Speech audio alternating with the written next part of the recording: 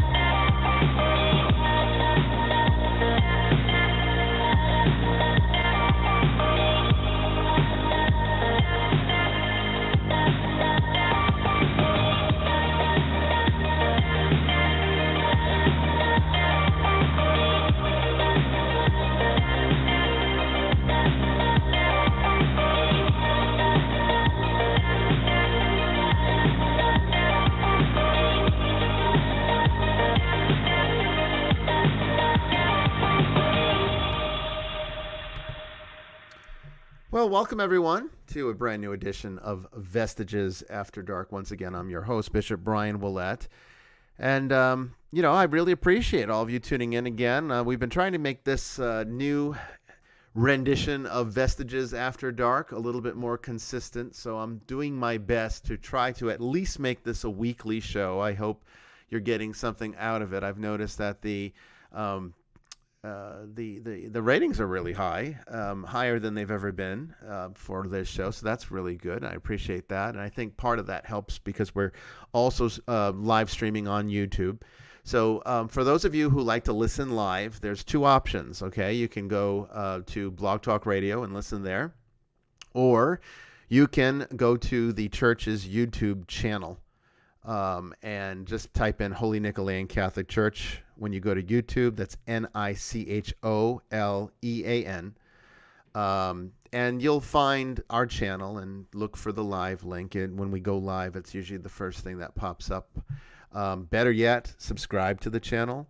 Like the page. It helps us. It helps to the church to grow. And the more likes we get there, the more we can do. So it's a real important thing that you do that, because we're definitely getting a lot more listeners than we're getting subscribers. So clearly a lot of non-subscribers are listening. So make sure that when you go to YouTube that you subscribe. In fact, it would be helpful if you subscribe to both locations. Do it on YouTube and do it on Blog Talk Radio. Those are the two live areas. The sound is better on YouTube. A lot better, in fact, and honestly, you get the video aspect of it if that's important to you. You can see me here sitting at my desk, talking to all of you. I think sometimes people enjoy, being able to actually look at something while they're listening to a talk show like this. But those are your two live options. As far as playback for on demand, you name it. All right, we're pretty much connected to every major provider for podcasts. iTunes, iHeartRadio. I mean, the list goes on and on and on. And I've named them all before. I'm not going to do it tonight. But we're also on our this show actually does eventually upload to our channel on Spreaker. So we started on Spreaker, Vestiges After Dark. So if you are a follower there, or if that's where you prefer to listen, The show usually ends up on Spreaker a few hours after it airs live. It's not live from that location, though. Unfortunately, there's, as far as I know, no way to really do that comfortably without an engineer to help me. I mean, I'm running this by myself here, so you just have to bear with me. The sound, of course, is better on Spreaker as well, but that's just par for the course. It's sometimes you sacrifice one thing to gain another. And I wanted this to be a more interactive show. I know that we get so many questions and comments and everything coming in on social media, on a regular basis, in fact, emails, questions about the church, what the church believes in, not just paranormal questions. And I'm willing to discuss all of those things here on the Open Lines show. So to have open lines, we needed Blog Talk because they have the best system for a switchboard for taking calls, and that's why we moved over here for now. But we'll still probably end up doing shows on that are just topic based, or maybe even have a guest on from time to time. So I haven't decided. But right now, open lines, and you're the guest. So we want to hear from you. And the more people that call in, the better the show. Now, sometimes, we get a lot of callers. We can't take them all. So the best thing to do, if you have something that you'd like to talk with us about, is to call in now. Even though we might not take your call right away, stay on the line. Don't hang up. Even if we go to break, don't hang up, because you'll lose your place in the queue. And when we would have taken your call, we wouldn't be able to after you leave us. So stay on the switchboard. When you call into the show, don't hang up until we take your call. Unfortunately, when we get to the end of the show, there might be some callers, and that happens sometimes. There's nothing we can do about that. But there have been many times where during the show, there were people in the queue, and they hung up before we had a chance to take their call. And there was no one else in line, so we would have taken you. The number to call is 516-453-0138. That's 516-453-0138. And joining me tonight, as always, is Sister Mary Joan. How are you tonight, sister? Good evening, everyone. I'm looking forward to talking on this topic. We haven't really hit a specific show on UFOs, I don't believe, at least not in a long time. Not in a long time. I mean, I think there is something on aliens, maybe not UFOs specifically. Yeah, I know we've done a show on aliens. Ago. Yeah. Mm-hmm. The theology of aliens, I think, is what we were dealing with. Exotheology. Yeah. There was a show we did on exotheology. And, what's been going on recently has been of great interest to me.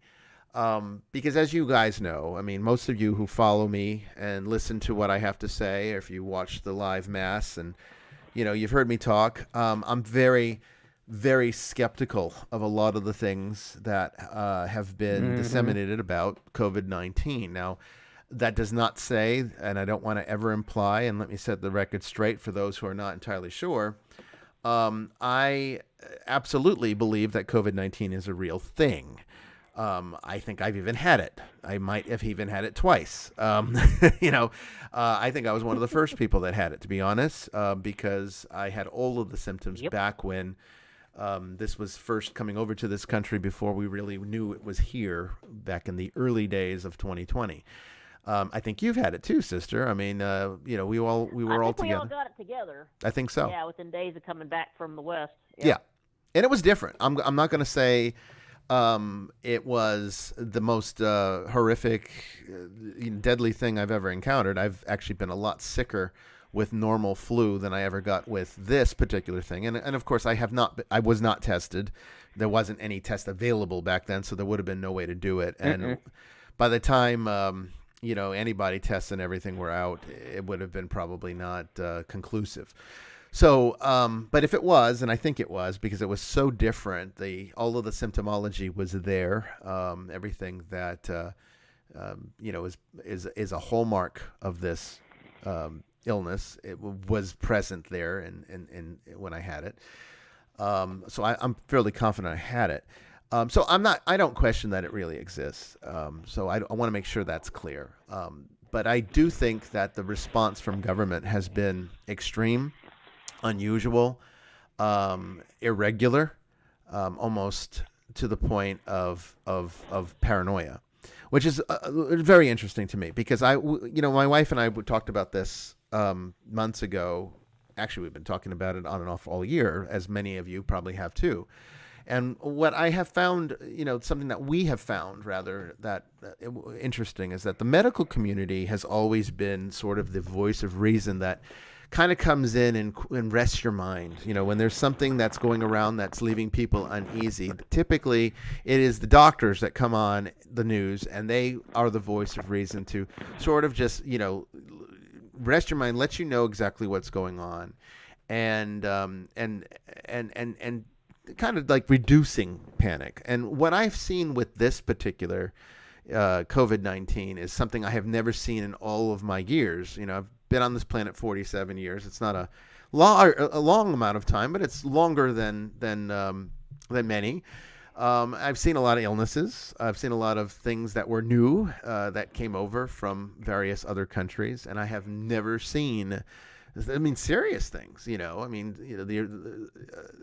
had swine flu and all the bird flu. You had all these things that we've seen over the years, and I've never seen the government react anywhere near as strangely as they have for this. And not just this government in the United States, but all around the world. This world doesn't agree on anything. This world can't get their act together to save their ass. And yet for this thing, it was like instantaneous clockwork, everything shutting down. The whole world shut down. And that's bizarre to me. I find that to be a very strange occurrence for something that is basically just a virus, another variation of the coronavirus that basically is the common cold. That's what the common cold is caused by coronavirus. This is another variant of coronavirus. So even coronavirus isn't unusual, isn't new. It's something that is familiar, except that this is a different sort and it does different things. And it makes some people really sick, while others don't even have symptoms. So, what I am finding intriguing about this is that at the same time, all of this weirdness, and I'm not here to tell you how to think about COVID-19. If you want to be really scared of it, be scared of it. Okay, that's fine. You want, if you think it's no big deal, think it's no big deal. That's fine too. I'm not here to discuss that part of it. What I want to mention, though, is that regardless of where you feel on it, you can't deny the fact that historically speaking, the government's never responded like this. Okay. And, we didn't, even though there's a lot of people got sick, a lot of people did die. It hasn't reached statistically the numbers that would be any different from any of the other things we have seen in past years. Mathematically, it's not terribly significant in that regard. So, what I find interesting is that at the same time that you have the governments of the world all acting in unison very strangely about this, locking everybody down. People are telling me that their churches are still locked down. They're still not able to go anywhere or do anything, or they're locked down again. While that's all happening, peculiar things start happening in the news. All of a sudden, mainstream media started to admit, with interviewing actual top government officials, that UFOs are indeed something that has been heavily studied in the last several years, to the point that it's been more frequent than any of us even realize. And we're not just like, before, when I first started getting into UFOs, let me give you a little backstory. My uncle was huge into UFOs back in the 1970s. It was a big deal for him. There was an incident that occurred on the East Coast. I can't even remember the exact year. I want to say it was like 1977, 78, somewhere around there. I might be wrong on that, so don't quote me. But there was a power outage that affected a large portion of the Northeast. And what numerous people saw were flying spacecraft hovering over the power lines. And these reports came in from all over the Northeast. So it wasn't like localized to one thing. And the result was the power went out. And it of course, back then, nobody really talked about flying sources in any kind of serious thing. I mean, you might even remember, Sister, the Brady Bunch episode where Greg fakes a UFO, remember? Do you remember that episode? That was actually one of my favorites. Yeah, that was one of my favorites too. Bobby has that little dream about getting, picked up by the aliens. Mm-hmm. Television has always made this subject out to be something that was silly or a farce or something that you don't take seriously. And you never heard the government ever talk about it. If there was a news report, the best you could get, even in the 90s, many years after this in the 70s happened, the best that you could get was from Art Bell on Coast to Coast AM. And that always had, I think, the reputation of being a little bit sensational. And so even then, even though he usually had some really good guests and he had some really great shows, and I was a very loyal listener for many years. In fact, my podcast was very much inspired. All of my podcasting was inspired by my love of that show. I found that, people still didn't take it very seriously because it was on an alternative kind of program. It wasn't something that was mainstream. Okay, yeah, you're on national terrestrial radio. That's pretty good. Airs in almost every state. That's pretty good. But at the same time, you're not talking Fox News or CNN or Wall Street Journal or the New York Times. You're not talking mainstream media. And now mainstream media is talking about it. At the same time, all this other weirdness is going on with government. And then you add in these other factors that are kind of interesting, to the point that a conspiracy theorist would have a field day. A vaccine that's released on an emergency basis that has not completed its testing. It's not going to be complete. The testing, I understand, doesn't get finished until 2023. But they just push this forward anyway. And it's they call it a vaccine, but it's not like a vaccine that, we're not dealing with something like smallpox here or polio. It's a genetically engineered vaccine. Yeah. And then on top of that, you have all of this pushing, with disruptions in the food chain, with meat in particular being targeted. And you have this thing with people now talking about genetically synthetic meat. That was a big thing actually a few years prior to all of this, where you had I forget what the product is called. I was so uninterested in it, I can't even remember the name of the product. But it's a another genetically modified type of thing.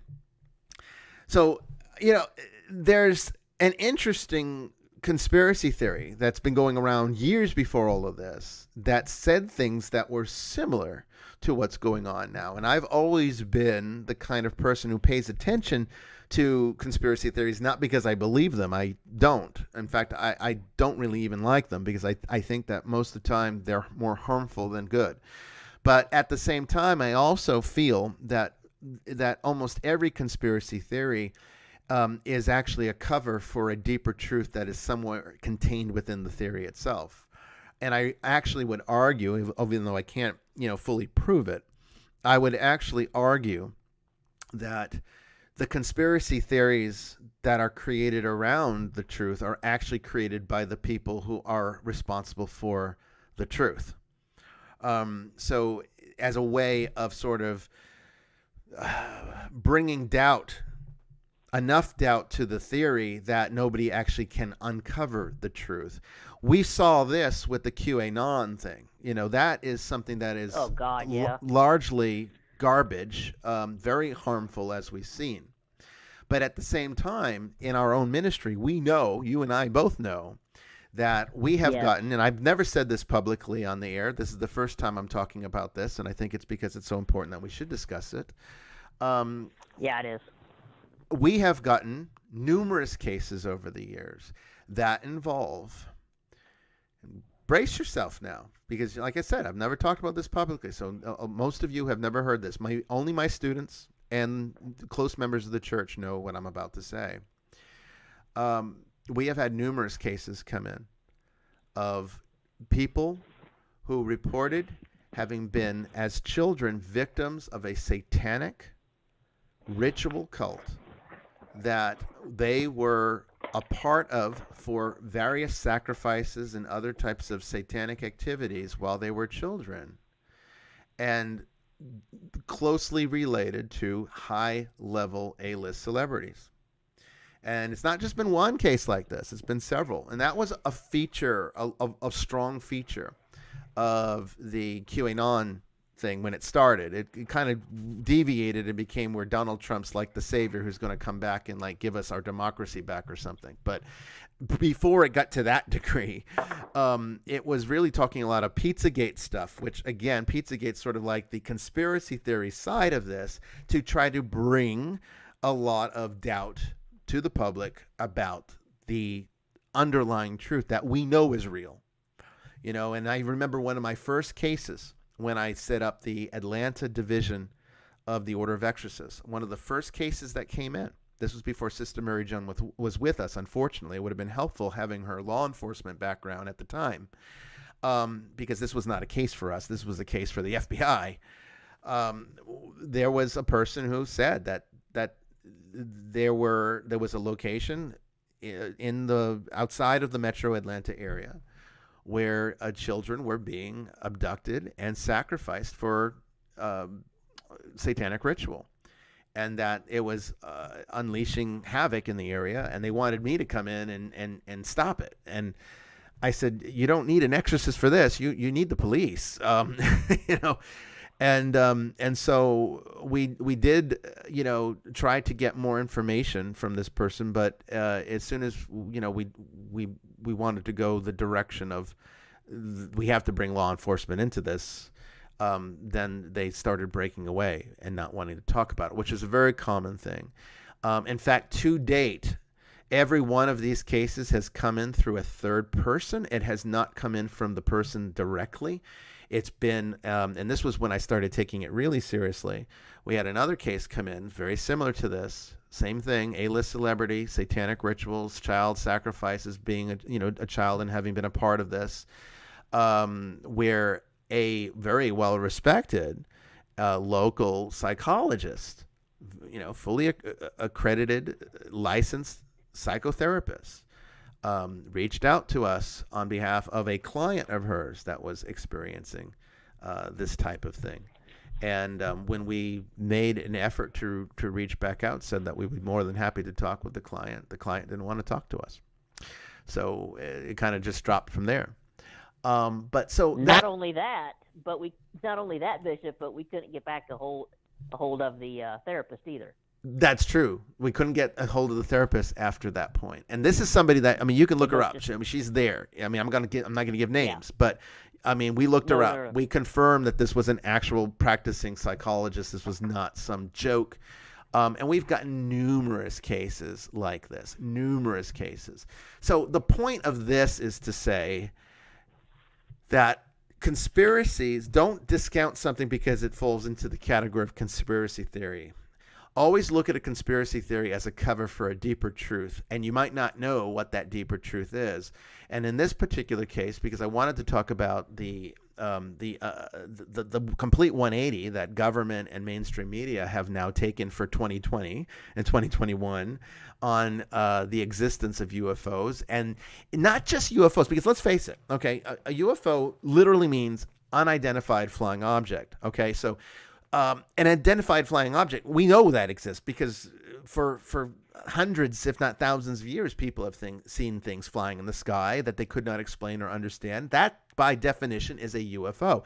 We tend to kind of automatically assume that a UFO is an alien spacecraft. That's not an accurate definition of UFO. UFO simply means unidentified flying object, which is something that pilots have been reporting since the time that we started flying aircraft. And even before, we've seen things flying in the sky. But never have we ever had government and mainstream media talking about it to the degree that they're acknowledging it's there, it's being studied very actively, and there's been more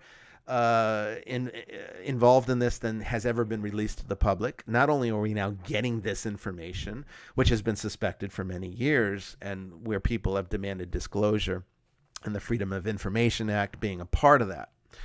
But outside of that, number two, never before has a government official and mainstream media started linking UFOs to extraterrestrial spacecraft. Because that's a different leap. And that's a huge leap. And that's what I'm seeing now.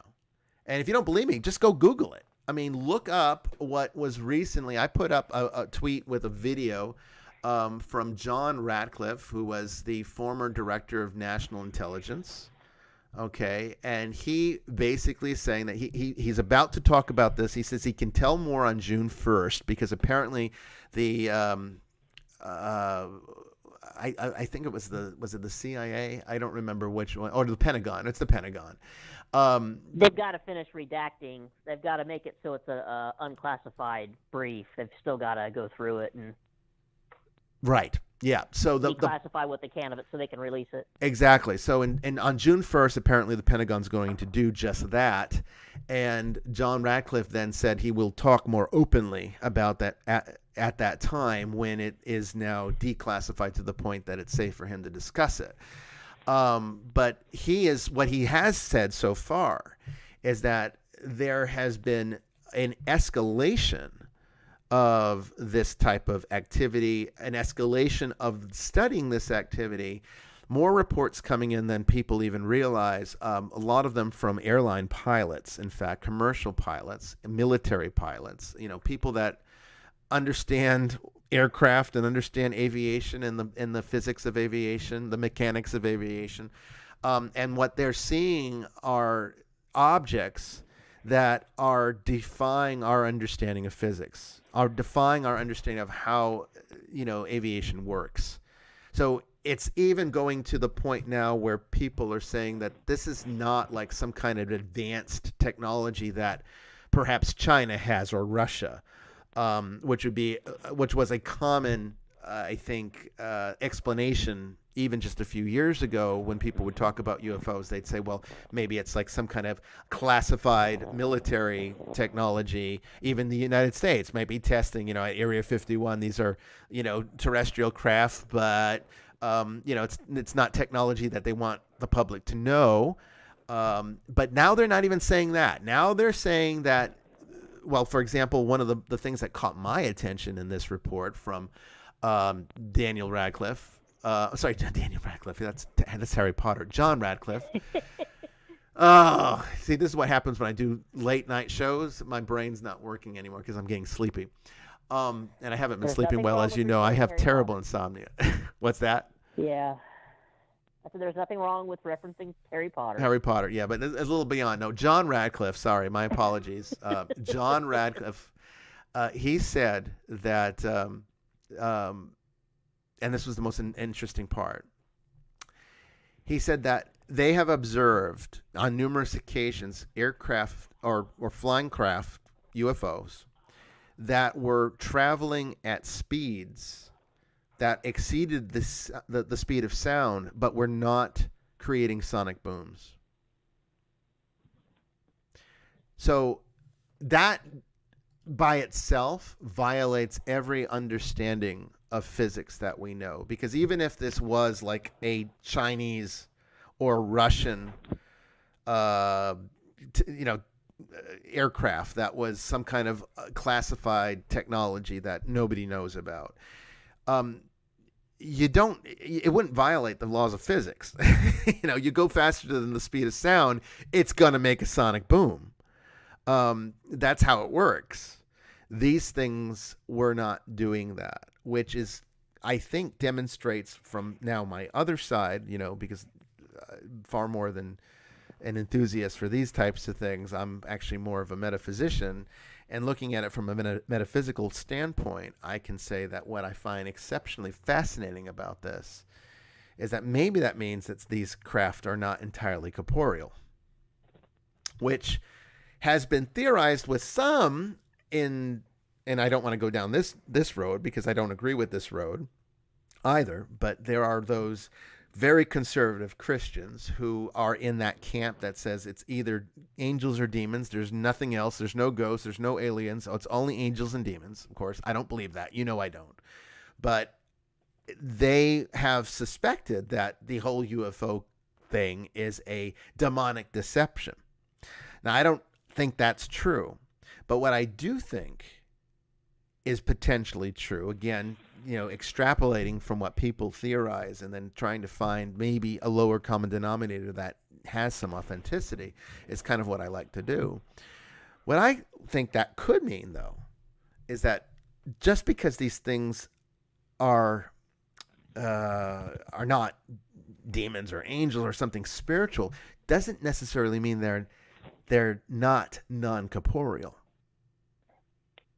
Because we don't exactly know the extent of the kind of technology or how far technology can take us. We're already going very much, and when you look at what technology is doing now today, we're already going very much into a non-corporeal direction with our technology. We're getting less and less into machines and more into virtual experiences. I mean, AI, yeah. You know what I mean? Even me, Mm-hmm. it's like, I used to swear up and down that I had no interest in doing virtual reality or getting a virtual reality system. I thought, with my migraines, it's probably not going to be a good idea. And my migraines tend to be of an ocular nature. I do get the visual disturbances with them. So, probably VR is not going to be the best. But the fact of the matter is, I am a pilot. I don't fly that much anymore, but I miss it. It would be cool to have those experiences again by getting into VRs and doing simulator, getting a VR system and doing a simulator. And I've talked about this before. I've said many times, one of my favorite things to do when I have free time is to play a game called Elite Dangerous, which is a spaceship simulator set in the year 3300, 3400, something like that. Where you have advanced technology with warp drive where you can go and explore the actual Milky Way galaxy. And it feels every bit as real as being there. I mean, it truly feels real. You look around, you're the cockpit of your spaceship, and you lose yourself in that experience. It doesn't feel like you're in you got a VR headset on. It feels like your VR headset's a helmet that you're wearing as you get ready to pilot this actual ship. Because it all moves and functions exactly like what you'd expect. And it's a remarkable experience. And I'm seeing that, technology is moving more in that non-corporeal direction, because who would have thought that technology could have brought us something that feels so real, so authentic, and yet is completely simulated. The entire reality is simulated.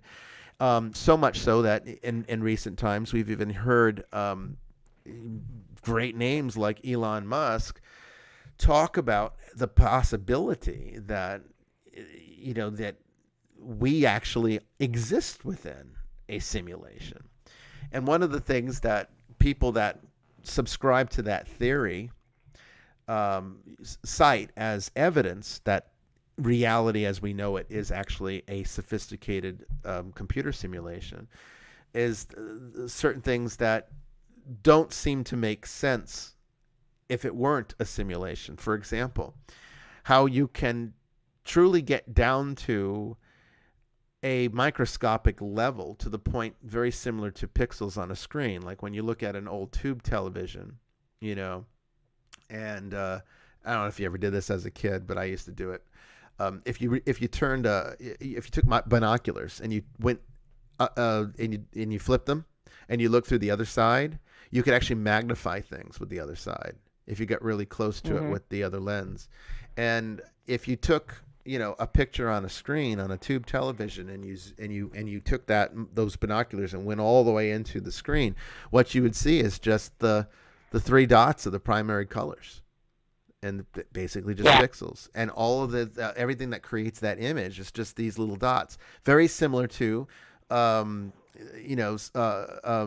subatomic particles, or even just basically atomic particles, perhaps.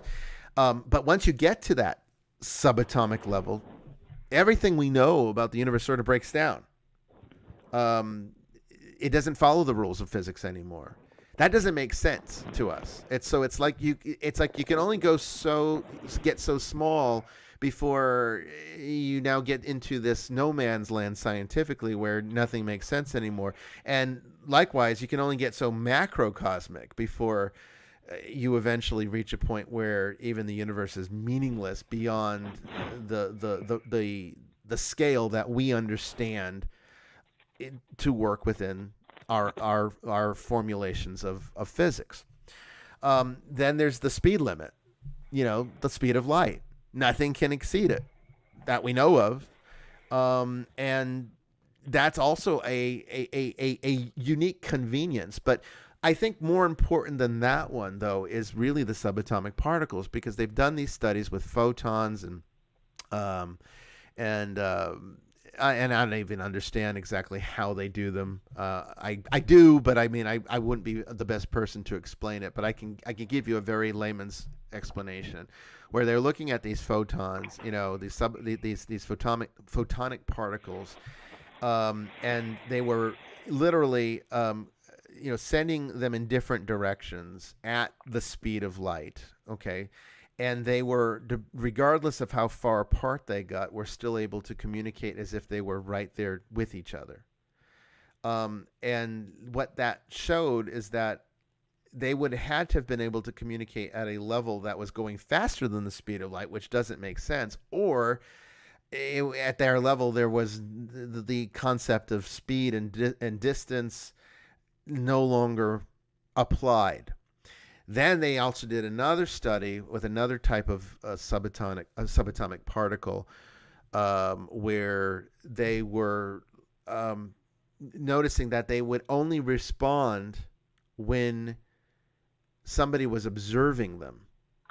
When they were not being observed, it was more intangible. And then when they were observed, then they would form into a more tangible, recordable form. And that looked a lot like procedural generation.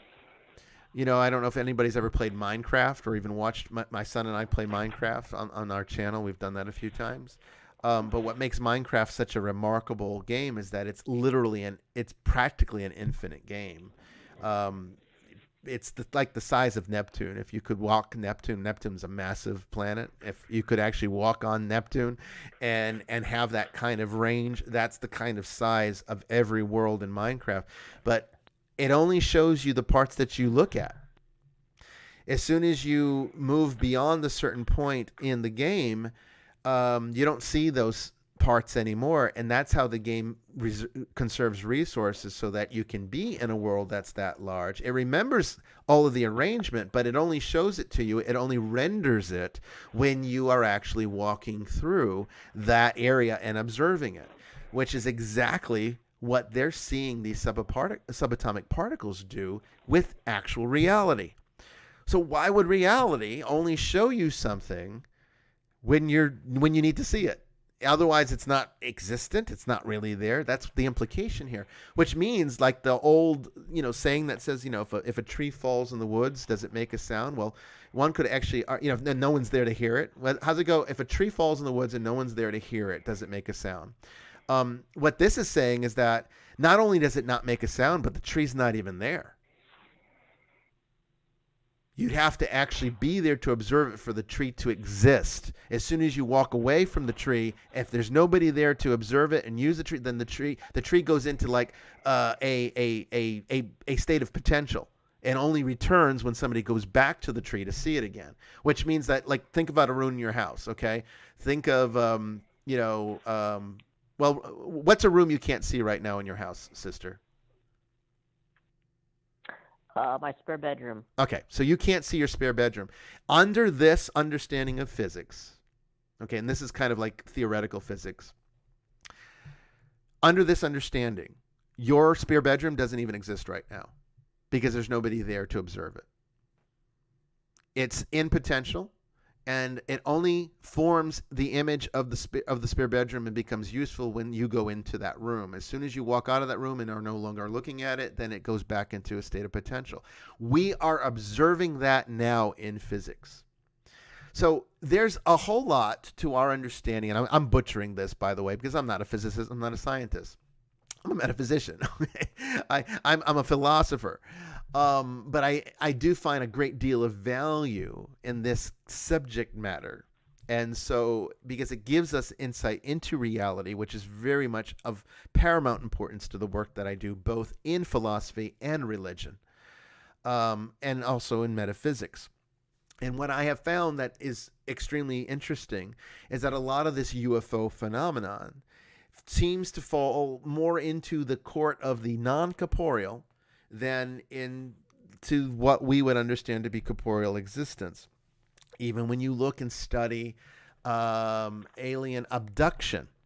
And we've also, I can testify to this, although we haven't had one in recent times, but there was a time where quite a few of them were coming in, where we were getting cases that would come in that did not fall into the demonic category at all, but the people's worldview was religious. So naturally, when they had these experiences, and because there are some conservative Christian groups that teach that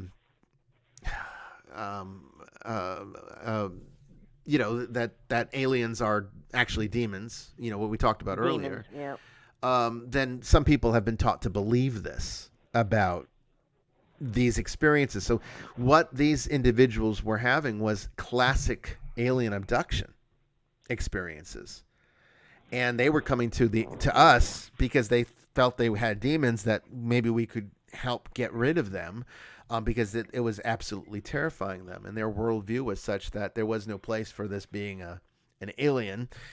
But when you listen to their stories and you listen to what they experienced during these encounters, they are very, very non-corporeal. They will report beams of light coming into their room, and then next thing they see is they're now in another place.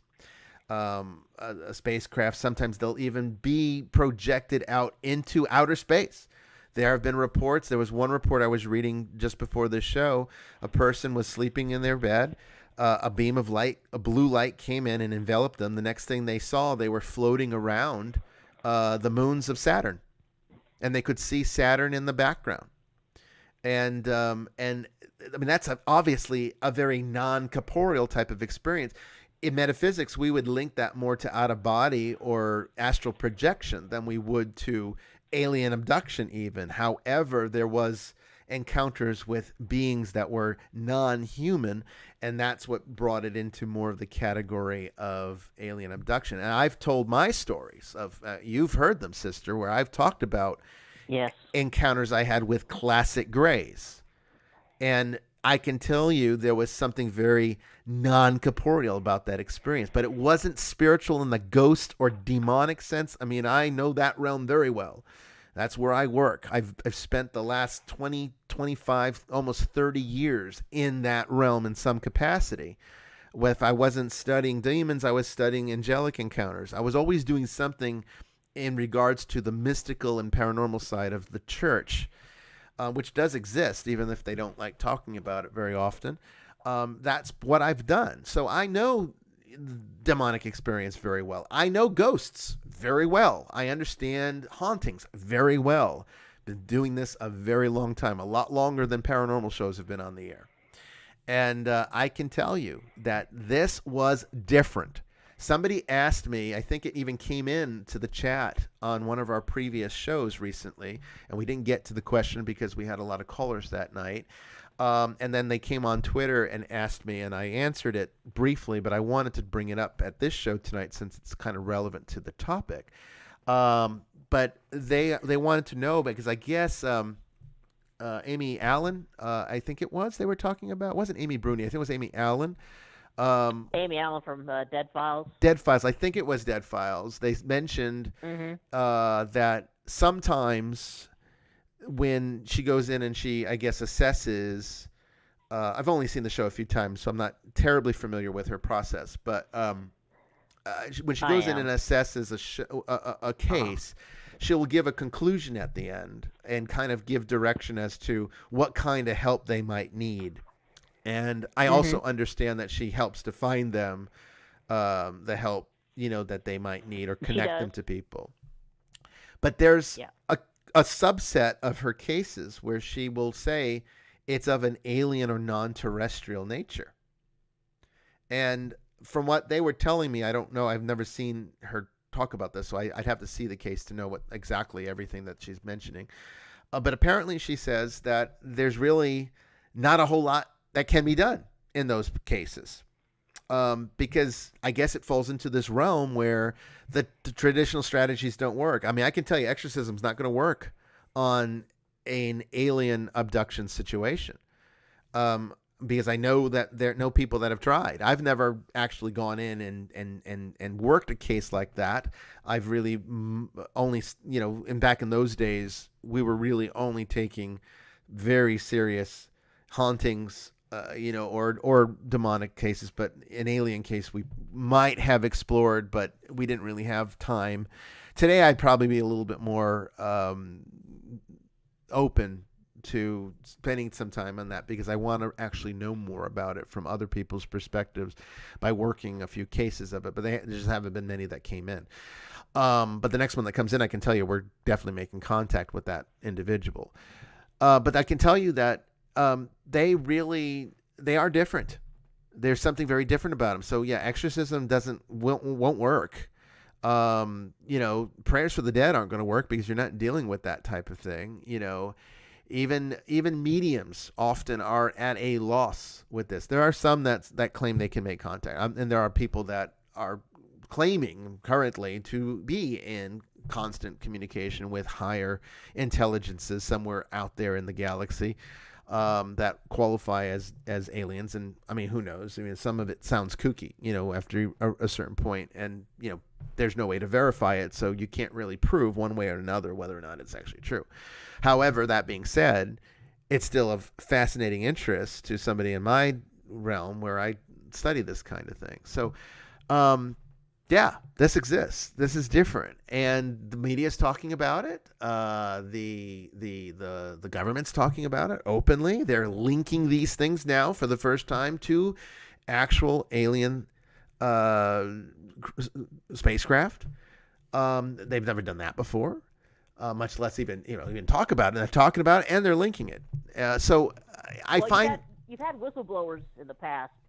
Yes, claims, but they're always a high-ranking person in the Canadian government just recently said that the world governments were in contact with alien groups, and they were working together. Yes, so I remember that one. I can't remember the gentleman's name, but he was high up in the Canadian government and actually testified to that in an open forum. And you've got years and years of military contractors, soldiers, scientists. So the information's been there, but to have it officially come out on Maria Bartiromo's show the other day was pretty interesting. I think it even kind of freaked her out a little bit. Well, and see, the thing about that, you talk about that guy in Canada. I remember that. I don't exactly remember his name either. Yeah. But I remember the response was, and this was pre-COVID, okay? I remember the response was that he was trying to sell a book, and he was just becoming sensational because he wanted people to buy his book. So there were even then people that would take someone that would come forward, even somebody that had some credibility, and then reduce their credibility down to where they would be suspect by saying there's an ulterior motive. That's the protocol. Yeah, every single person you can name, like Bob Lazar, Richard Doty, Stephen Greer, all of them have very compelling evidence. And the first thing that happens is people come in and say, oh, they're liars, they're charlatans, they're doing it for this, that, and the other. So, that happens with virtually everybody who does make an outcry. It does. And now it's not. Now, post-COVID, all of a sudden now we can take this seriously. And that's what's really interesting, because there's been a shift in consciousness, whether we want to, regardless of where we fall. And I mean, I don't care what you say COVID-19 is the most politicized thing I've ever seen in my entire life. I don't care what your thoughts or beliefs are about it. If you can't really be honest with yourself and deny that aspect of it. And you can say there's different reasons. Some say it was the Trump administration that politicized it. Some say it was the liberal, politicians that did so. I don't care. My point is it's still very politicized. And the fact that everything about everyone's behavior, both conservative and liberal, has not followed the normal and natural progression of things that would have happened even just 2 years ago. Although I would say that things have been in a radical shift or change in at least the last 6 years. I would say it was around the time of George W. Bush that I think that I started to see the beginnings of sort of the volatile political climate that now exists. But I can't help but feel that that has some relationship to what's going on in these other unusual behaviors. Like now we're going to start talking UFOs. We're going to start linking them to aliens. We're going to have top level government people go on MSN, actual mainstream media and discuss this. That's weird. And they're so nonchalant about it. They're just like, oh yeah, this happens. Yeah. Like it's no big deal. It's no big deal. World-changing information potentially, and they're just like, oh yeah, here's 35 seconds of this. Now let's go back to COVID-19. Yeah. So yeah, it's just like they're trying to sneak it in, but kind of hoping we won't notice it. Or just trying to. I can't help. Somebody said to me, is it possible that this is some kind of distraction, that COVID-19 locking everybody down was to kind of get us back, keep us home, and not having a lot of people out? I don't think so. I don't think it had to do with trying to distract us from what's really going on. I don't think that's the motive. I'm not going to say that I'm completely confident in that assessment. I'm not. I don't know. But my suspicion and what has felt to me to be the most, and my instincts are pretty on target. A lot of my work is about listening to instinct and not gut. Some people call it gut feeling, but I don't want to call it intuition. It's not intuition. What I'm talking about right now is not intuitive. It's not an intuitive inclination. It's an instinctual one. It's very different. It's like this deep-rooted knowing. It's like you don't know how you know. You don't know why you know, you just know. Mm-hmm. And then when you can prove it, you prove yourself to be absolutely right. And it's no surprise to you. It might be a surprise to other people who thought you were nuts, but it's not a surprise to you. Most of the cases I've worked in demonic possession fall into that category because so much of what we have to do, we don't have the tangible evidence to work with. Sometimes you don't get the benefit of the demon appearing to you or talking to you. That's rare. So a lot of times, even the victim doesn't really know what's going on. So you can't go in there and be intuitive because intuition lies, and intuition is very emotional. And if you're not emotionally sound at the time that you're doing a case, you can be compromised and make mistakes that could be very harmful to the case. It can harm the victim if you're not objective. Instinct is more objective in the sense that there's more of just this raw knowing. And so I can say that I've had this raw knowing of since COVID started. I've always been, anyone that's been with me from the very beginning has said there's something, has heard me said there's something not right about this. We've said that, we've said that ever since February of last year. Yeah. Something just the three of us talking, after mass, just something's just not right. We don't know what it is. Right. And apparently a lot of people share our feelings. Yes. We can't a lot. Put our finger exactly on what's going on. There are those that just want me to shut up and just believe whatever the government says. But that's never been me. I've never trusted government. I don't, Nope. And it doesn't matter if it's liberal government or conservative government. I don't trust government. So, anytime the government, my entire life working for the government. So don't trust them. Well, you have, and you would know. You've been in the inside and I knew enough to stay out of it because I thought about. I mean, I almost joined the Navy once, and back when I was a kid, I mean, one of the first things I did because I wanted to fly planes. I've always wanted to fly planes. I mean, my highest career was always to be a pilot, and anyone can tell you the easiest path to becoming an airline pilot is to become to go military. And honestly, a lot of people don't know the Navy actually has a larger arsenal of planes than the Air Force. So if you want to be a pilot, joining the Navy is probably the best thing that you can do. What I didn't realize at the time was that the requirements for becoming a pilot in the military are a lot more severe than what's required in more civilian paths. And so the civilian path is very expensive. You got to pay for all your airtime, whereas in the military, you're flying their planes, and then not only you're flying their planes, but you're flying like the best technology in existence because they have it. Where if you go to a flight school, you're going to be flying typically the biggest garbage that can get into the air. It's just the way that it is. Because most flight schools don't have a great fleet, and they're usually very old and constantly being maintenance to keep them in the air. And so honestly, I mean, unless you can afford your own plane, if you can do that, then that's probably the better way to go because it's a lot cheaper in the long term to probably just get your own plane. But I mean, that's a large upfront cost that a lot of students don't have. So I was going to go military. I went Navy. I was accepted into the Navy, but I found out later that my eyes, I don't have 20/20 vision without correction. With correction, I can, with glasses, I can see better than 20/20, but you needed to have natural 20/20 at the time. I don't know if that's still the case today. I think it is, in order to become a Navy pilot. So I was very disappointed by that. Then I started thinking about submarines, but then I had a heart murmur that I started when I was 5. It started when I was 5 or 6. It's since gone away, mysteriously disappeared. Sometimes they do that, but I still had it when I was a teenager, and so that kept me out. And it was something that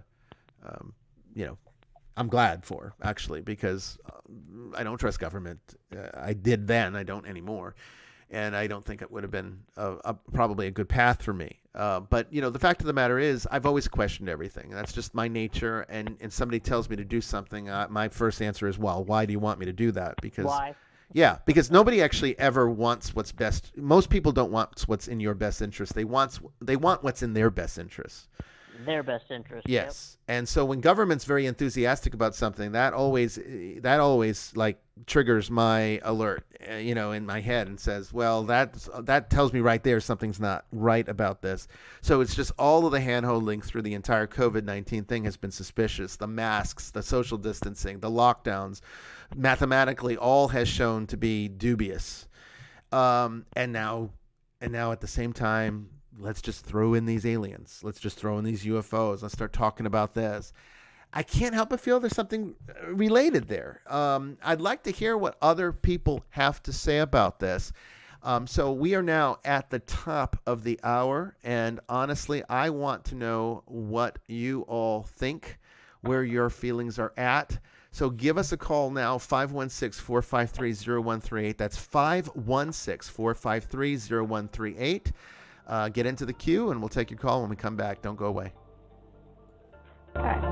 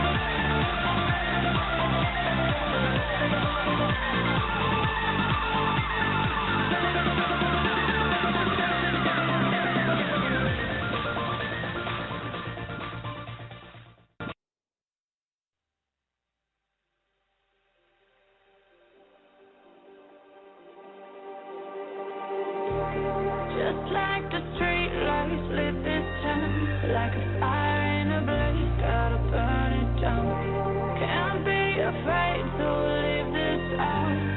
We got this far, don't know how. I see danger in your eyes. They know we'll burn down tonight. Coming just like the sunrise. You know that we gonna light it up.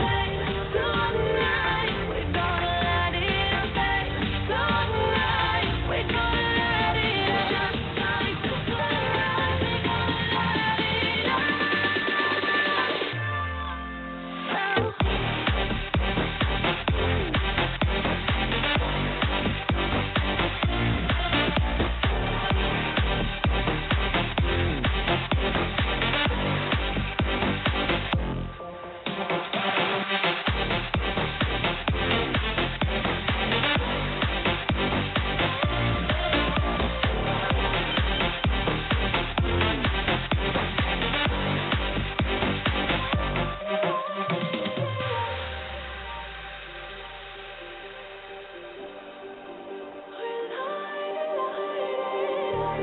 Just like a spark that's breaking out.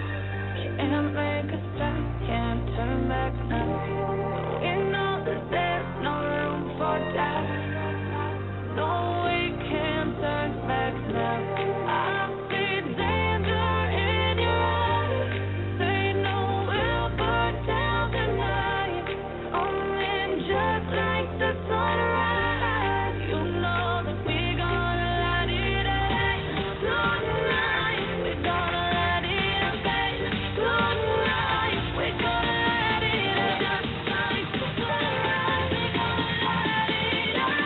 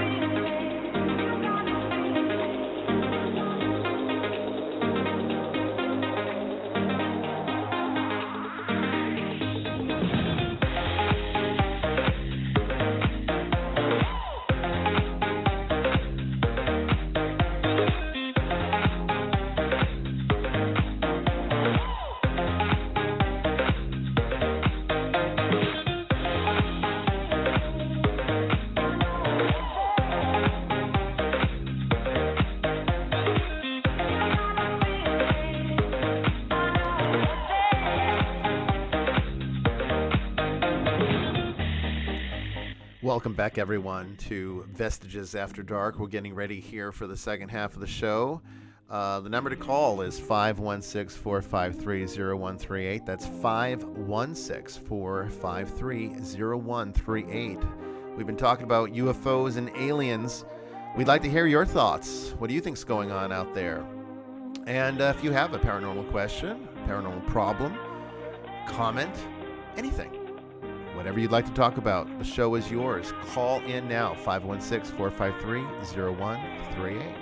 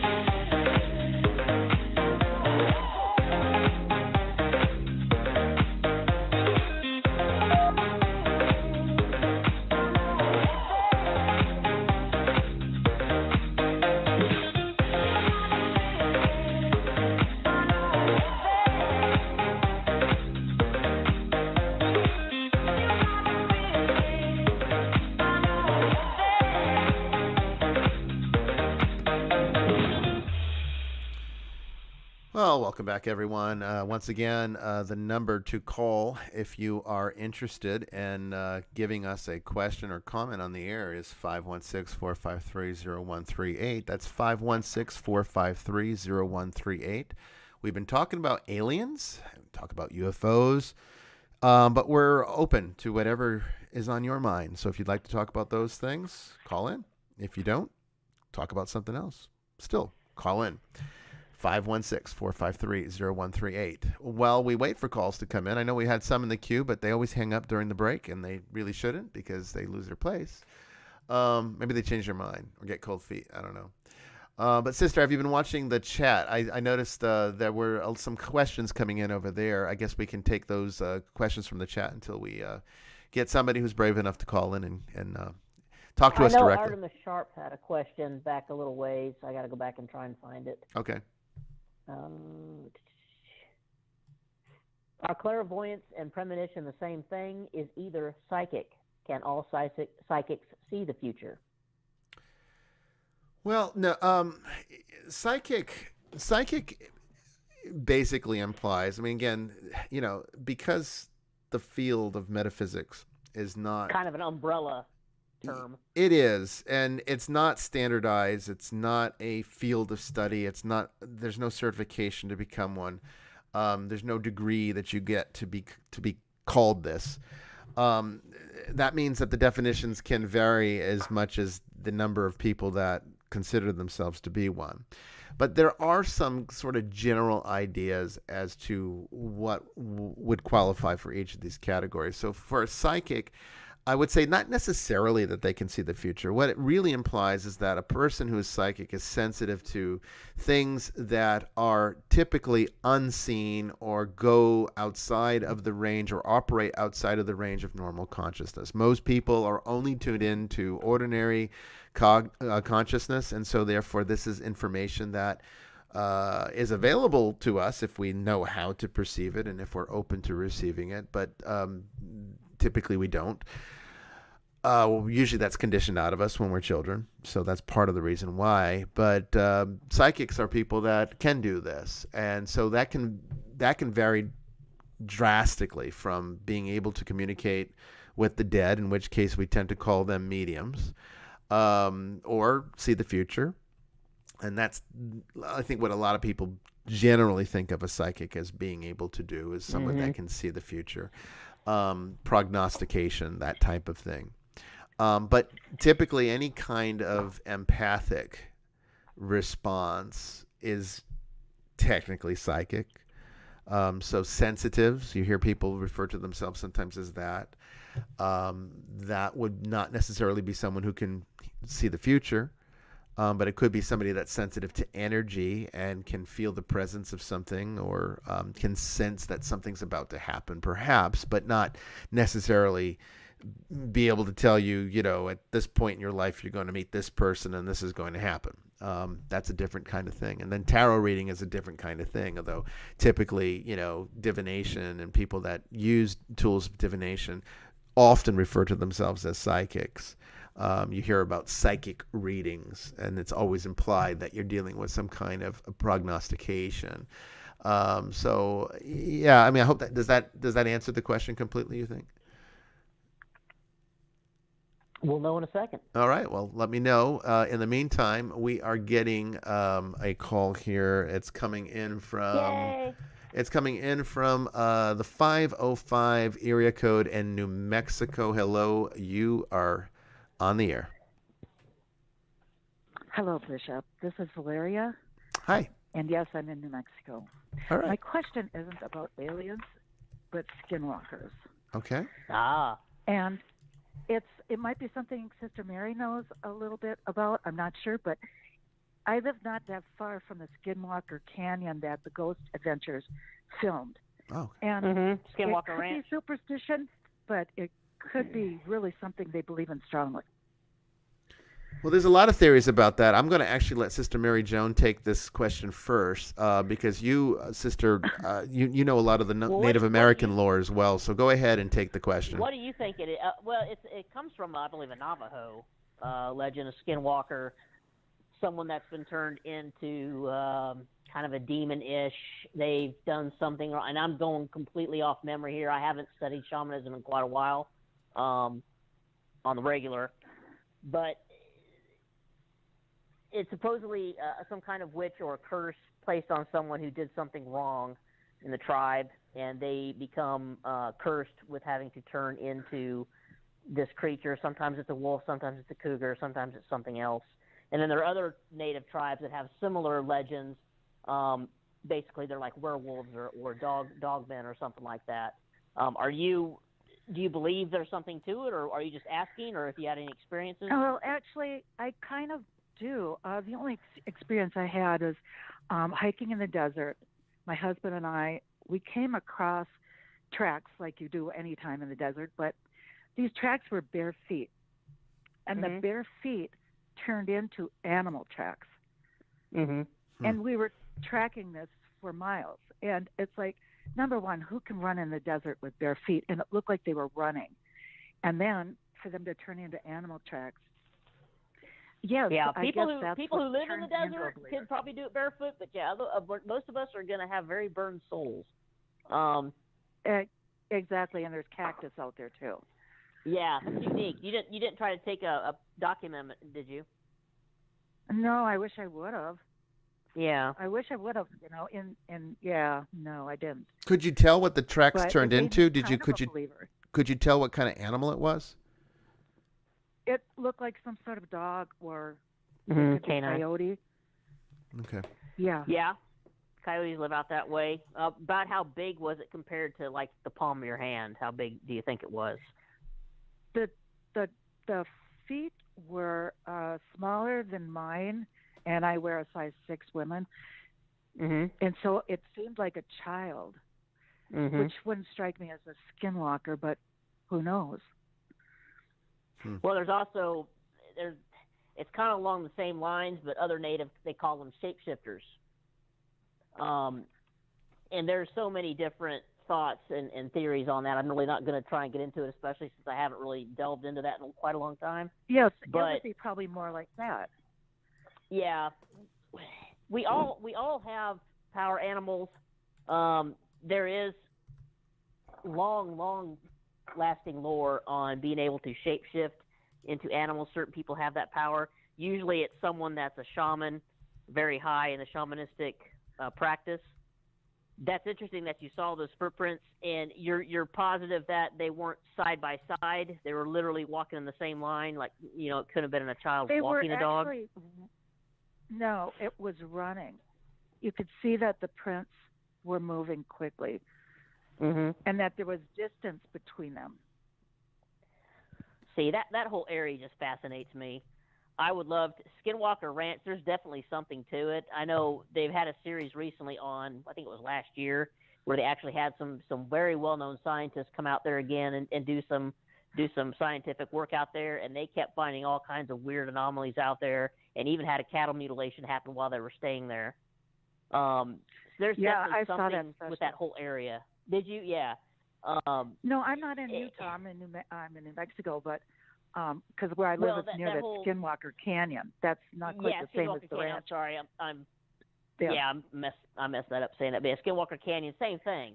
You know, they've investigated out there as well, and there's always the weird lights in the sky, weird shadow figures at night.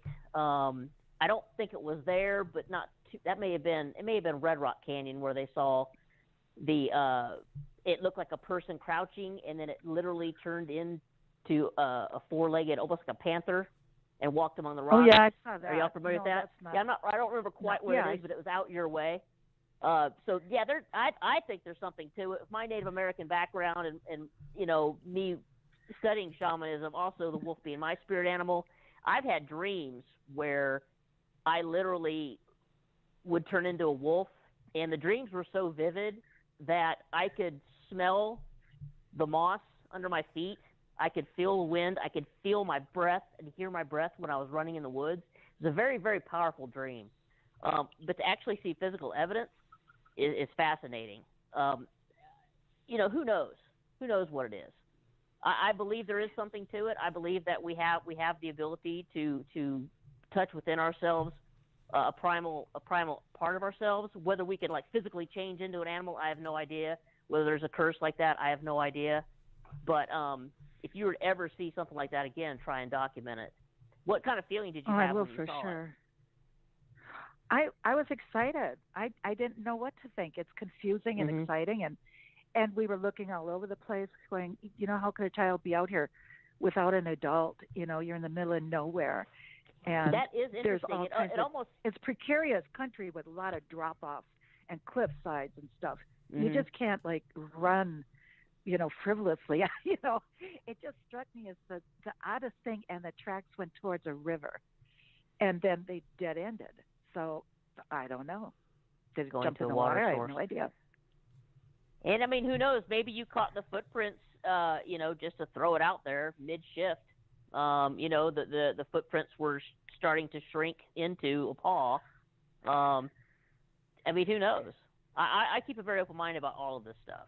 God knows that the things I've seen and went through the last 9-10 years, I've learned very quickly that there is so much more out there than we give credit for. Yeah, I think you kind of have to. I mean, I think you kind of have to keep that open mind about it, because the difficulty that anyone's going to tell you that does this work, when you're going outside of the usual paranormal suspects, which is obviously ghosts and demons are probably the most researched, but not necessarily the most common paranormal encounter. It's just the most researched and perhaps the easiest one to work with, because there's ancient history that has application to both of those things. People have been having hauntings and experiences with the dead for thousands of years. People have had experiences with demons for thousands of years. Aliens, it's been theorized that there have been, but it's not been as clearly documented. And part of the reason for that is because, well, people in those times would not have immediately equated that there was another world out there in the universe. They were coming from the mindset that there was just the Earth. So any kind of supernatural being, or at least something that would have been non-human or extraterrestrial, would have been viewed as spiritual. It wouldn't have been taken, you know, even a spacecraft. A lot of people think of Ezekiel, you know, the vision that Ezekiel has as being evidence of a UFO because of the wheel within a wheel. It sounds technological. There's a sort of an ancient description of a metallic light ship. It really actually sounds like that, you know. So I can see where people get that, because there definitely seems to be a relationship there. Now, when you get into things like the cryptozoology and you get into things like the Skinwalkers, and there does seem to be a relationship between the Skinwalker activity and the alien activity, there does seem to be some kind of interplay there.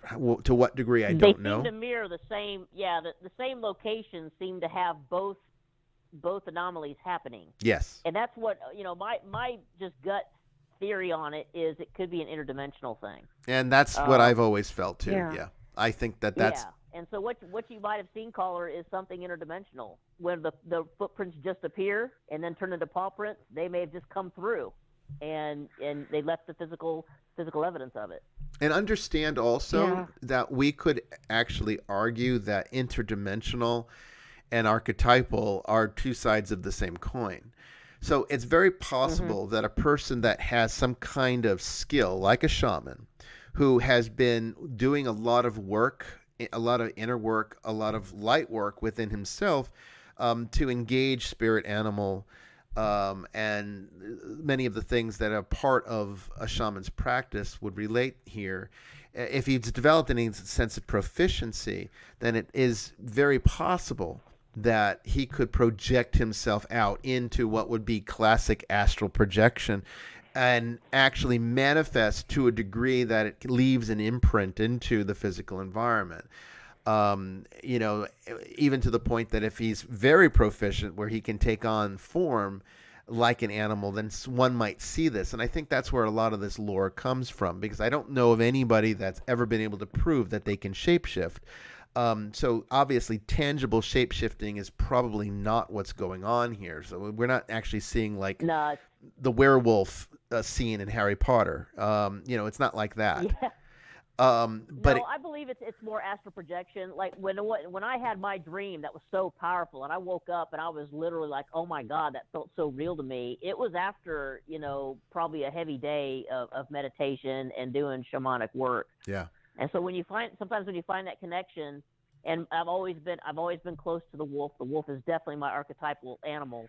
Yeah. And I believe that what I did was I was just in that right spot where I could project my inner primal animal, and I was just so in tune that I could actually feel like I was real and in that animal, and I was running through the woods. It was a powerful dream. Wow. But yeah, I believe it's more of an astral projection thing. Yeah, I mean, honestly, Okay. if you're ever out there and you see this again, please take pictures of it with your cell phone and send it to us and call back in, and we'll talk about it in more detail, because it would be fascinating to actually... Yeah, for sure. Yeah. Considering that you're out there... There's so many things out here. Yeah, because we got runes, and there's a lot of history, and of course we got the Native Americans all around us. And so it's kind of like, I just get drawn into that because they believe it so well. Whether they think it's evil or not, I don't know, but we have to conform to a lot of what they think because we live side by side. And it's interesting because their customs are so different. You have to have a different kind of respect. But it's just like the dead. They won't enter your house, if somebody has died in it. So it's kind of like they just view things differently. And I don't know if they see it as evil or not, because there's some things they don't talk about. And they won't I just talk kind of about wanted skinwalkers your openly opinion. in front of you. Yeah. Mm-hmm. Yeah. I believe there is something to it. I mean, they have knowledge that we have basically poo-pooed out of our existence. Well, we've replaced it with science. We've replaced it with science. Science and technology, and that's not the be-all, end-all. No, it should have been there an are things enhancement. before science that, yes. Yeah, it should have enhanced our understanding of these spiritual matters, but not replaced them. But the shamanic cultures always maintained that as their top priority, because it wasn't just spiritual practice, it was religion, it was their belief system. So they held on to it, and they had reason to hold on to it. But you have to understand, a lot of these places out west were chosen because they are places of power. I mean, I remember when I lived in Las Vegas, my wife and I took a trip to Sedona. Because we wanted to see, what's this talk about the vortex?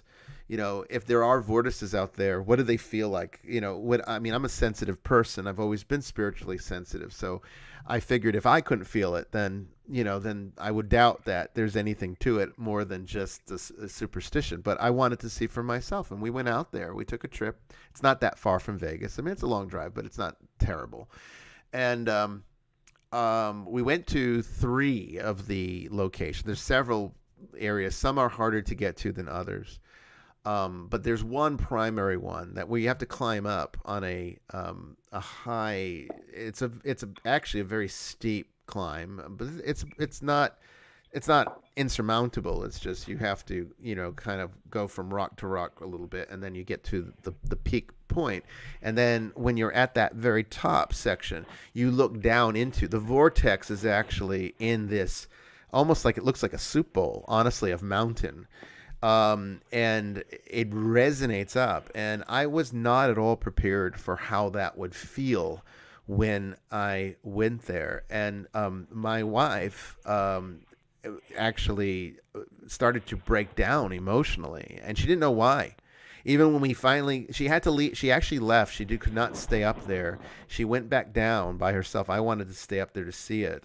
And when I got back down, she had no rational explanation for what happened. But I'll tell you, when it was the most amazing experience. It really, there was so much power emanating from that vortex that it was disorienting. It felt almost like there was energy just penetrating into you, and it gave you a bit of a butterflies in your stomach sort of feel. And I can imagine that could have almost, if you stayed with it too long, could have almost even led to nausea and dizziness. And I think she experienced some of that too. I didn't get that, but I definitely got a point where I started to get an extremely bad headache. And that's when I came back down. There's something to it. And who knows what might be, who knows what might be trying to come through. And vibrationally, you're going to be affected if that is a true vortex or portal. Oh, yeah. Yeah. And I mean, it's not just Sedona. Sedona's got all the reputation, but a lot of places out west. New Mexico is definitely, one of the strongest areas for these being, this is sacred ground. Utah, we've already talked about that. Utah's crazy. Utah is crazy. That I can tell you right now, I've said this before, I'll say it right now. Salt Lake City should have never been built. It really, the spirits that inhabit that area see Salt Lake City as an abomination, and it has created a very violent spiritual environment there. I would never live there. I could never I could say the same thing about the Lake Tahoe area, and you wouldn't know what case I'm talking about. I think it's the same thing there. Yeah. Oh yeah, and that's very sacred ground too. So yeah, these places were chosen because the people that inhabited them before were sensitive to it, and they understood these things, and they knew how to choose locations for the types of spiritual work that they needed to do. They had a relationship to the spirits that lived there. See, that's something that my students know. We talked about this recently, but it's not something that you usually hear a Christian bishop talk about. Which is why I love this show, because I can talk about things that, are outside of that religious context, because at Mass I have rules I have to follow. There's only so much that you can teach from the pulpit. But, one of the things that I like to talk about is the other things. And esoterically speaking, it's very well understood in all branches of the occult and Western and Eastern mystery traditions that spirits inhabit every single object. Every object is alive with a spirit. So even an inanimate object, you don't think of them as having a spirit like a animal does, or a plant even. It's easy to think of organic living things as having spirits, but we don't think about the non-living things as having spirits, but they do. So every rock possesses a spirit. Every location has a spirit, and they are different. There's different orientations of them, and there's different vibrational aspects to them. Some of them are very malevolent vibrations. Some of them are very benevolent vibrations. Some of them are very toxic to human beings. Some of them are very beneficial to human beings. Some of it's just raw power. It can go either direction. Shamans, particularly Native American shamans, knew how to interact with those spirits.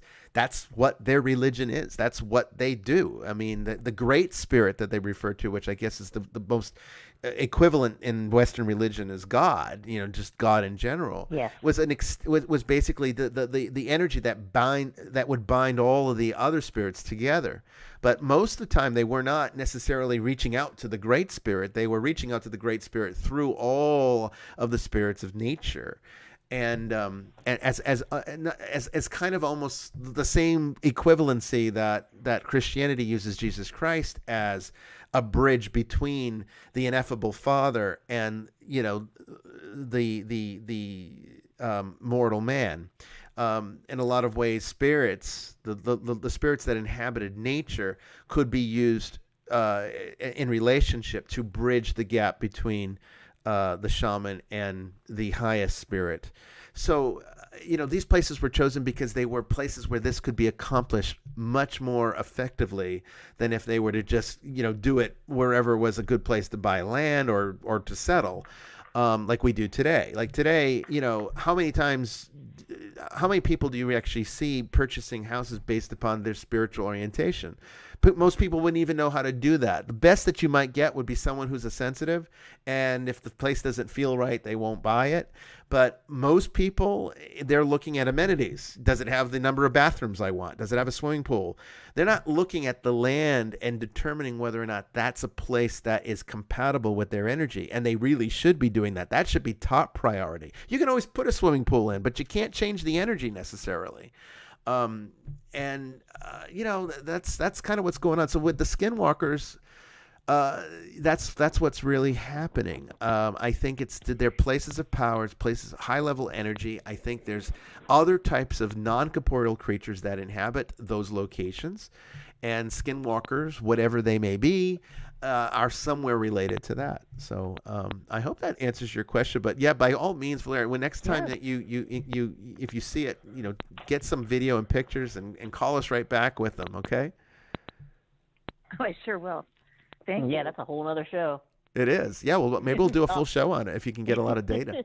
Yeah. Right. Yeah, I'll have to get reacquainted with my old research on that. Absolutely. That was a good call. Yeah. Thank you, ma'am. The Skinwalkers are an interesting thing, and I've talked about them before. Phenomenon. Yeah, I've been asked about it before in other shows when I was a guest on other shows, and I still fall into the archetypal category with them. I think it is some kind of interdimensional activity, and I think, again, because these are places of power. There was a while ago, I actually thought about coming up with a show called Places of Power, where I would go around the world, and we pick a location and that has some kind of history, some kind of esoteric history, and then talk about it. And sort of like an archaeology show, but one that has more of a spirit. Be careful, the wrong people are going to hear you talking about this, and then next thing you know, there's going to be a show about it. Well, the fact of the matter is, it's been discussed so many times at various meetings with producers that if the wrong people find it, they already know about it. Yeah. The thing is, they won't have me. So if they want to do it, if they want to do it the right way with someone that actually understands and can talk about this stuff, then good luck finding someone that is as knowledgeable in this. And I'm not patting myself on the back. The fact of the matter is, it's just there's not a lot of people like me that is able to do all of these things without conflict within myself. I think. Yeah, wear many hats. Most people, they pick a side. If you're going to be a Christian bishop, you're going to be a Christian. If you're going to be if you're going to go the New Age direction, well, then that closes you off. That's it. It's all you can be. I prefer to be known as a student of the universe. Me too. And I think the reason that I feel that that's important is because I don't like being locked in. I don't want to be owned by my beliefs. I own my beliefs. My beliefs do not, they belong to me. I don't belong to them. And that's how I've always lived my life. And even though I have great love for Christianity, it is still a practice that I choose. It is not something that I have sold myself to. Rather, it's a relationship. It's not slavery. You know what I mean? But it's about balance. There's not a lot of people that know how to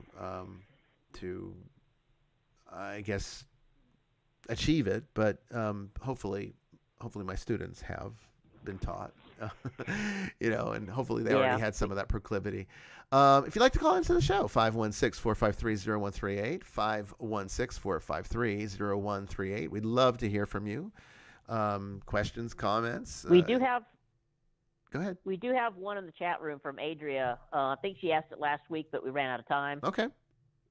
I'll just read it verbatim. I asked this question during last week's episode about, can things happen like dreams, maybe a series of events happen if one is questioning their faith? Repeat it one more time. I just want to make sure I'm understanding it. Yeah, I'm trying to decipher it myself. She says, I asked this question during last week's episode about, can things happen like dreams or maybe a series of events happen if one is questioning their faith? I guess, if you're questioning your faith, can you have dreams that may address it, or can things happen in your life that will push you one way or the other? If that's the case, that's what happened to me. Well, yeah, you're a living example of it. So, yeah. When Adria, if you're still with us, type some clarification in the chat room. But in the meantime, I had walked away from the church on more than one occasion because I was not a fan of the elitism, dogmatism, right. And I started studying shamanism pretty regularly and just stayed to myself. No real regimen about it, just kind of me and nature, and what happened. And I started to learn from animals and start to study animals and got really close with nature. And then when I got hit by the drunk driver back in 2012 and had my near-death experience, and then was basically, what I say happened was St. Michael pulled me out and basically got a second chance of life, because the doctors, when I talked to them later, they did not give me much of a chance of survival, let alone did they think I was going to walk again. Right. Well, I was back to work in 6 months. They thought I'd be in the hospital for 6 months, but I was back to work in 6 months. So there was a lot of things that happened in between, and I started questioning everything again, and it led me back to trying to find my way back into the church, but back into the side of the church that I thought made sense. Protestantism did not do it for me. There were too many loopholes growing up in the Protestant church, and I don't knock my parents for that, because I'm thankful that I was baptized and I was brought up in the church and I was brought up with good values. But there were always questions I had that I could not get answers to in the Protestant church. But I'd always been fascinated by the Catholic Church, which was my dad's side of the family. Mm-hmm. But the Roman Catholicism didn't call to me, just because they were so stringent in what they were teaching. And so it took me a while to find you, quite by accident, really, and figure out that there is a right way to do it. Christianity goes way beyond what we know. You go back to the teachings of the Desert Fathers and study what they would have studied, what they would have known, what they would have taught. It makes so much sense. And then you bring in the mysticism of it. Everything that was missing in my life as far as religion went started falling back into place, and I realized I didn't have to be this or this. I could be this and this. Yeah. Because it was all connected. I've got students that have said almost those exact same words to me. Yeah. So sometimes you have to have an experience, whether it be a dream or a series of events, that God is nudging you in the direction He wants you to go in. But again, you have free will. You can say no. But sometimes He's going to give you a little bit of nudge in the right direction and hope that you grab hold. And that's what happened to me. I finally realized that that's the direction I needed to go in, and the rest is history. So if that's what your question is, Adria, that would be my answer to it. That yes, absolutely can happen when you're questioning your faith, and you're supposed to question your faith. That's what free will is all about. Yeah, I would even go as far as to say that when somebody asks me, can such and such a thing happen? Almost anything can happen, because when you're dealing with the non-corporeal side of reality, the non-corporeal side of the universe, the potentials are far less limiting. The corporeality, physicality, limits us because of the density of its nature. So the more dense something is, the more limited it is. And physical existence, organic life, is very limiting in the sense that it has far more rules around how it behaves than, let's say, non-corporeal structures do, and which are less tangible and don't have those same physical rules to have to follow because their densities are not restricting them. Density and restriction are almost synonyms in metaphysics. So the higher the density, the more physical it is, and the more physical it is, the more limiting it is, and that's what prevents certain things from happening. But when you start getting into what we classically consider to be the spiritual world, then the options become far more limitless, and almost anything's possible because almost anything that you'd want can be created by the very relationship to those forces. It's a good question, and something I think that a lot of people have. So I'm glad we had a chance to answer it.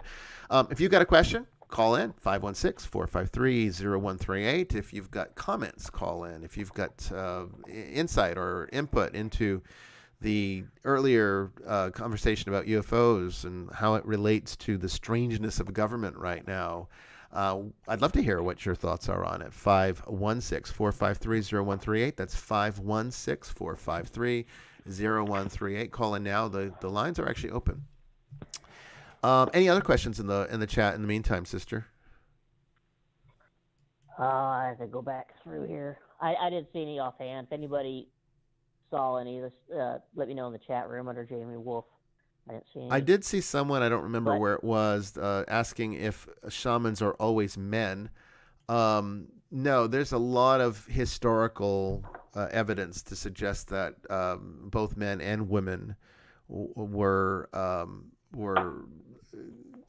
trained to be shamans. Yeah, because remember, the shamans were not only the holy leaders, they were also quite often the healers in the tribe. And the healers were largely women. Yes, and honestly, there were cultures that had a preference for men in this regard. Mm-hmm. But there were just as many that had no preference, and so both men and women would have been instrumental in that. Although, they probably would have had slightly different roles in how it manifested, just because. Again, getting back into very deep level esotericism without trying to, spend the next several hours talking about it. The male spirituality tends to be more sacrificial, whereas female spirituality tends to be more persevering. So yes, healing is more of a persevering trait than a sacrificial trait.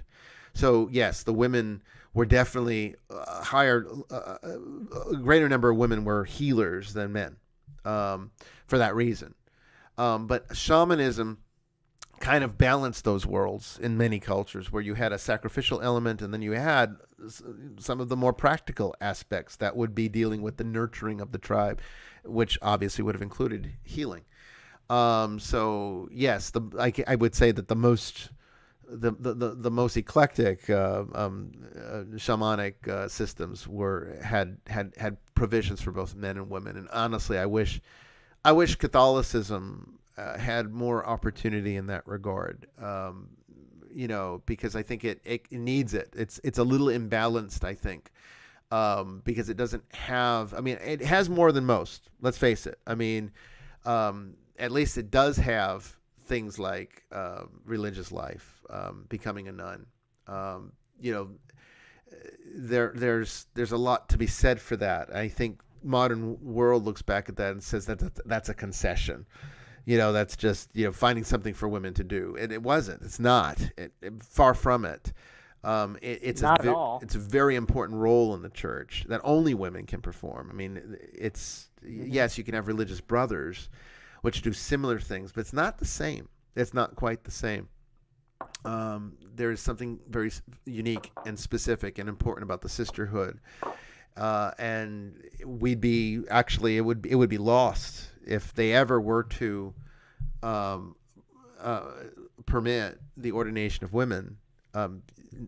Convents would disappear, because anybody that would feel so inclined to go into religious life would most likely choose ministry, and you wouldn't see people becoming nuns anymore. You're practically not seeing it now. But yes, I mean, in the best of cases, there should be balance in spirituality. That's the other thing I like about Catholicism is sometimes it gets a reputation for being misogynistic because it has a male-only priesthood. But find me another Christian denomination other than Orthodoxy that has such respect for the Virgin Mary as Catholicism and Orthodoxy do. None of them do. In fact, most of the Protestant denominations devalue her down to being practically unimportant, just to forward the story along in the Gospels, but that's about it. Whereas in Catholicism, I mean, she is at the highest level that a saint can achieve. In fact, she is the only one that can be classified under hyperdulia. And this is like the only one that can be venerated to that degree. So she has the highest honor, and so only Jesus is higher. No saint has achieved to her status within the Church Triumphant. So there's something to be said for that, and to understand. And then you have Mary Magdalene, where she has been given the title by the church, the apostle to the apostles. Now, if you understand how it's significant that is, you might not realize it, because you don't necessarily understand the semantics of Catholicism. But what's really important to know is that an apostle is equivalent to a bishop. Okay, so when you hear in Catholicism, when Catholicism looks at an apostle as the same thing as a bishop, they were just the first bishops. So all of the 12 apostles, with the exception of Judas, who killed himself, so he never was able to advance, but he was replaced. So I mean, even then, they still had the 12 apostles. They were the first bishops, and then they laid hands on their successors and became bishops, and then the line of apostolic succession gets carried down. That's why we call it apostolic succession, because it traces back to the apostles. So when the church says that Mary Magdalene is the apostle to the apostles, that's putting her in the same category as a bishop. A lot of people don't realize that. A lot of people don't understand that and how significant that is. If there's ever been evidence to suggest, biblical evidence to suggest that women could, in fact, validly receive holy orders, I think Mary Magdalene would be the place to look, because she already has the title. Yeah. But I mean, yeah, shamanism, it's probably male dominated, as it is in most historical situations because of patriarchal society. But no, I mean, women can absolutely perform that too. But there are different spiritual roles that are oriented to a person's, through their sex. And yes, the esoterically males have a sacrificial role, and women have a persevering role. And unfortunately, in Western religion, it's been somewhat reduced. In some parts of Western religion, it's been completely eliminated. Like, for example, in Islam, it's non-existent. Women pretty much have no role in that respect, except for whatever they can do in the family. But they can't become imams or something like that. It's unfortunate that. And maybe you can answer this question real quick, Bishop, because we've run across this several times, and no one explains it quite the way you do. Yeah. From Chig in the chat room. Okay. If Jesus is our bridge to God, why do Catholics have saints intercede for them? Well, why do you ask me to pray for you at Mass? Why do you ask your It's like asking a friend to pray for you. That's all it is, and that's exactly what it is. When you go up to a friend, or if you go to a fellow member at church and say, I'm having a tough time right now, my mother's got cancer, pray for her. You know, I had this problem or that problem at work. Can you pray for me? You're asking that person to intercede for you before God. The same way that a Catholic calls out to a saint to ask for their prayers. And understand that in Catholic theology, the church triumphant, which are those in heaven, are obligated to pray for the church militant, which are those of us here who are still working out our salvation. So your obligation doesn't change just because you die and go to heaven. You still are part of the church, whether you are in heaven or whether you're here on earth. And you still need to participate in the church and the conveyance of grace to all people, so that everyone can also have their best opportunity to achieve to the kingdom of heaven. So that's why we do that. It has to be, it's obligatory for all of us, whether we're in heaven or not, to pray for each other. And who better to hear our prayers than those that are sitting there in the presence of God. So it's a wonderful thing. It shouldn't be looked at in any negative context whatsoever. But it's the end of the show. And it always goes by so fast, doesn't it, sister? It does. We start on one subject and end up in another. But if y'all want to watch a couple of good documentaries on aliens, just so we can, get your education, Unacknowledged is one good one. Secret NASA Transmissions is another one. And then Out of the Blue, which was out in 2003. Really, really compelling information in those documentaries. You can find them on YouTube and probably Netflix. Great information. Well, thank you so much, sister. Hope you have a wonderful night. And we will be back. We're coming up on Holy Week here, so we're going to take some time off because I'm going to be at Mass every night. And, so hopefully you follow that schedule. Go to Nicholean.org or EsotericCatholic.org and check on the liturgical schedule, and you'll see all of the Masses that are coming up. Our next Vestiges After Dark will be Wednesday, April 14th. That's Wednesday, April 14th at 8 p.m. Eastern Daylight Time. I haven't decided on whether or not it's going to be open lines or a subject or maybe both. We'll see. Anyway, I thank you all for joining us tonight on this edition of Vestiges After Dark. I hope you found it informative. Hopefully I wasn't too sleepy and blabbering to myself, but you never know. But anyway, I will see you all. Remember, we got Mass tomorrow too. It's the Feast of the Annunciation. So definitely tune in for that here on the YouTube channel. Anyway, take care, everybody. God bless, and we'll see you next time. 90 seconds.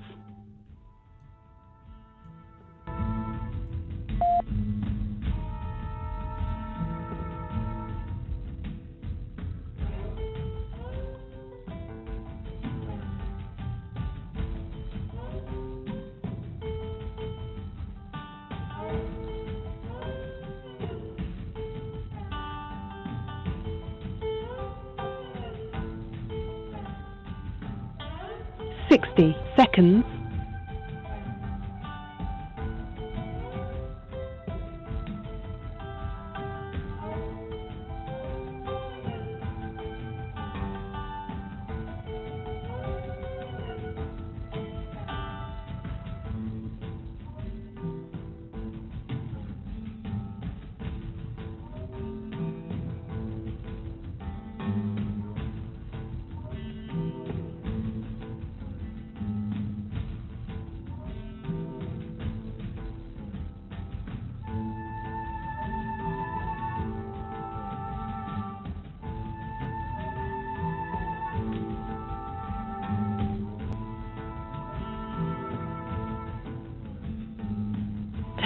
Seconds.